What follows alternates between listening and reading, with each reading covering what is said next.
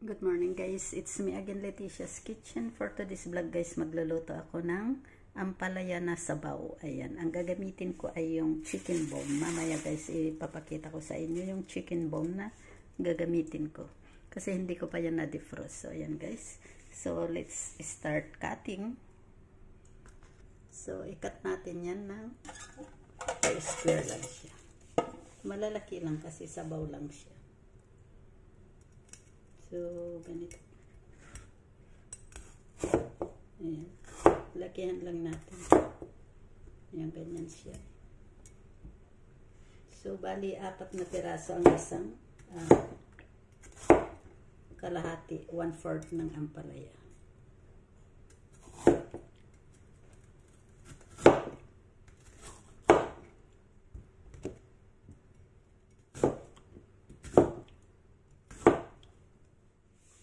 So, yan guys yung nakat natin. Yan. Na guys, kumulo na ang tubig. So, ilagay na natin yung ating chicken. So, i-blanch muna natin ang chicken bago natin gawan ng sabaw para malinis yung ano natin.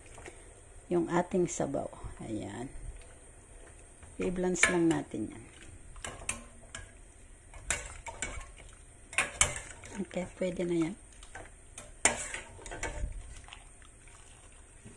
And then, gagawa tayo ng panibagong sabaw.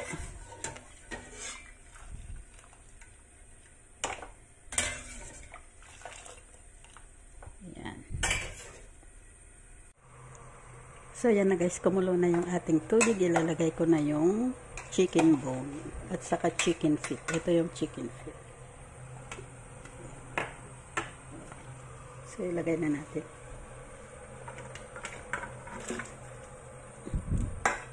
Ayan, pakuluan lang natin yan ng mga 30 minutes bago natin ilagay ang ampalaya.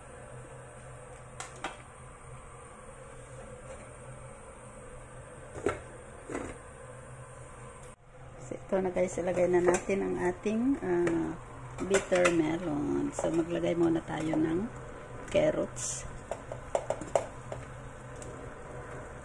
Ayan. And then, maglalagay din tayo ng onions. At ilagay na rin natin ang ampalaya.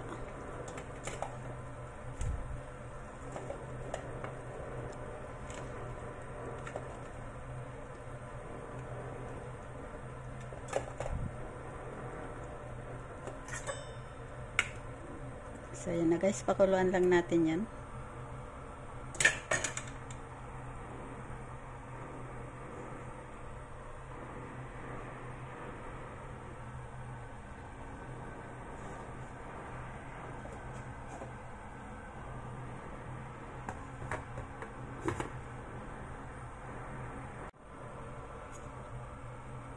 Ayan, at maglalagay na rin ako dyan ng asin.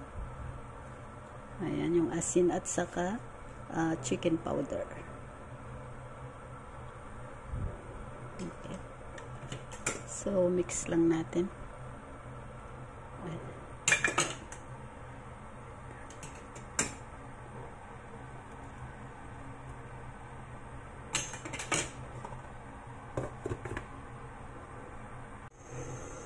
So, ito na guys yung ating sabaw. Luto na siya. Ayan. So, maglalagay na tayo sa lagayan natin. Ayan, mag-serve na tayo. Wow.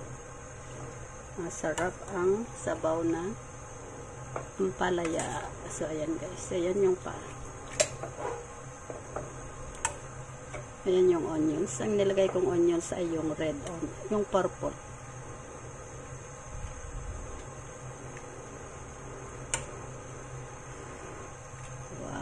Sarap.